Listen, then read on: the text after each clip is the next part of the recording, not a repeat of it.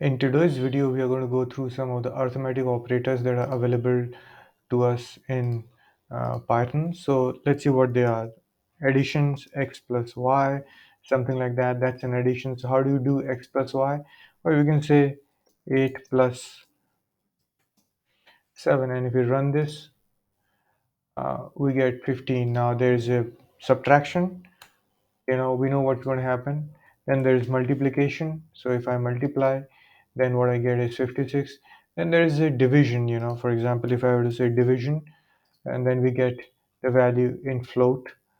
Then there is something very interesting which is known as uh, truncating division, okay, which is like this. And it's called truncating division. I will just write it here.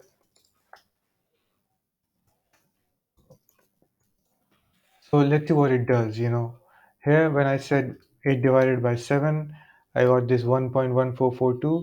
What if I were to do truncating division? Let's see what happens. So you see, it basically truncates the output value over here. Then there is also something called power. So if I were to say 8 raised to the power, something like this is what you call power. And let's see what it does. Okay, so 8 raised to the power 7. Then there's also a modulo operator, which is modulo. Let's see what it does. It's something like a percentage sign here. So here it is. We run it. And as you can see, we get 1. So what exactly is this 1? It is the remainder, basically. You get the remainder, when you use this operator. So when you divide uh, 8 by 7, 1 is the remainder, as we all know. And that's what we get when we run this. Then there is also what you call the unary operator, which are unary, minus, and plus, which are known as. So, for example, if we were to decide something like this, if I were to write minus x or something like that, it will actually deduct a value before performing any certain operation. Whatever will be the value of x, it will be deducted, something like that. Then there is also something called, there are some other, I would call mathematical functions that exist. You can call. So for example, there is a function called abs, and if I were to pass a value of minus or whatever, then what I get is the absolute value, which is a positive value. Of course, if I were to enter a positive value, I will get a positive value, but this function will basically convert any negative value into a positive value. Then there is another very interesting operator, which is known as a divmod operator, and I will write it here. And it's a very interesting operator. So let's provide a glimpse into what it does. I simply write divmod, and I will say 8 by 7. Now if I were to run this, I will get something very interesting.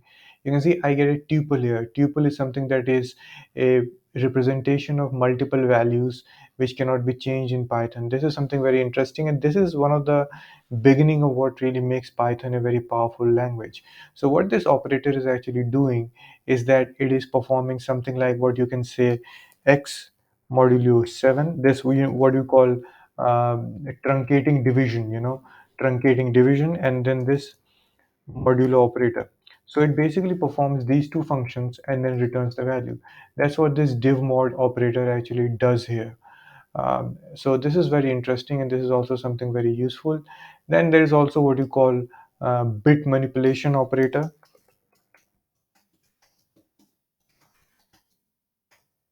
So as you know, there are certain bit manipulation operator, for example, X and Y. This is known as the left shift, you know. Then there is something called, this is known as the right shift. So what exactly do they do actually? So let's carry out an operation on them, and you will get to see what these bit manipulation operators are. There's also X uh, and Y AND operator, which is known as bitwise and there is also a bitwise OR. So what exactly are these operations? So suppose we have a value, we take x is equal to 0b 1 1 0 0 1 0 0 1. So if we actually print this, we will get a particular value in decimal. Okay, so if I were to go ahead and print this thing. Okay, so let's see what we get here. So we get an error here. So it basically says that it is not defined. So it is currently not able to identify what this particular value is. So what we need to do here is that suppose I create another variable here and I say it's y is equal to, once again I decide it, I declare it as 0b, sorry,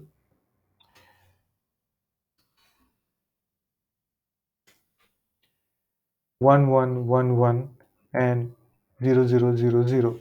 So this is again a value. Now suppose I try and print this value as well. So let's go ahead and try and print this value. So print x, let's see what happens now. So if I were to print this value again, you see it prints 201. So the mistake that I was making earlier was that I had wrongfully pressed 0 O instead of 0. So if you use 0, then it will work. So now what basically happens is that Python represents these bit binary values with 0b being put in front of these binary representation. Now how do we perform these operations on them? How do we perform this shift operation? So for example, if I were to say z is equal to, and I will say, suppose I take x and I will take the AND value, for example, and I will perform, this is the bitwise AND operation, and I'll say y. So what does it do? So the AND operator, basically what it does, that it will compare each of these values. For example, it will compare 1 with 0, 0 with 0, and it will only return 1 if both the values are 1. Okay, so it's like if both the values are true, then only it is true, otherwise it is false. Okay, so 0 basically represents false. So 0 and 0 will obviously return 0. 1 and 0 will also return 0. But if there is 1 and 1, then it will return 1. So what will be this new particular value? Let's try and find out. Let's try and print this thing. Let's see if it works or not. So I will print Z. So you will get an idea of what I'm talking about. So it gets 192. So it changes. So what exactly is 192? So what happens is that the new value is basically, if you go here and if I were to say demo, so the new value would be 0b. Let's compare this. 10 will be 0, 00 will be 0, 00 will again be 0, um, 10 will be 0, again two more 0, and then 2 1, and those ones will be here. Okay, so this is the new value. So let's print. So currently x and y gives us 192. Let's see what demo gives us. Okay, so let's run it. We get 192. So you see, this is what exactly it does. It basically compares the two bitwise values, and it basically sees that if they are 1, then only it will return 1, otherwise it will simply return 0. So it basically, this is what it is. Now let's perform a shift operation on this. So what exactly is a shift operation? So suppose I were to say by 3. So what it does is that it will move this entire value 3 points in the right direction. So what it basically means is that the new value will be 00011, and then another three zeros. Okay, 000. This is what it will do. So this will be the new value. So I will call it new val.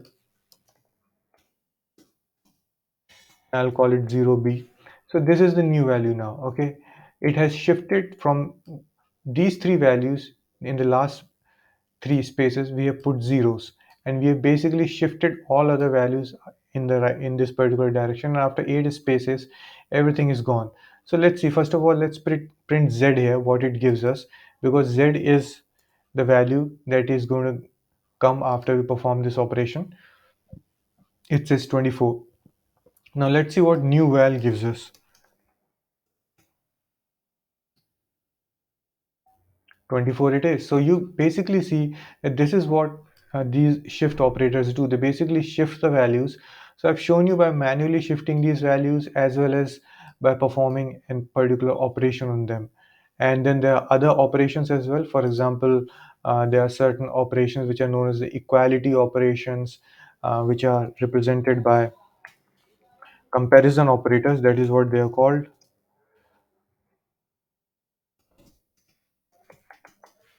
So let's see, they are known as x equal to y, that's an equality operator. And then, for example, if there is a not equal to operator, then less than equal to, greater than equal to, all these operators are there, which I'm sure that you must have used in your earlier programming languages. And then there is also what you call logical operator. So the logical operator, I will give you a glimpse into them as well. For example, it says x or y. So basically what it does, that if x is false, uh, then return y. If x is false, return y, otherwise return x. So what it does is that this is an OR operator. So if x is false, so for example, x is not satisfying the value, then return y, otherwise return x. Then there is also AND operator. So what the AND operator does is that it basically says that if x is false, x is false, then return x, otherwise return y. So these are the various operators that are there, and this is how we perform these various operations on them. And this is all I had for this particular video. So see you soon in the next video where I will teach you more about Python. Thank you so much.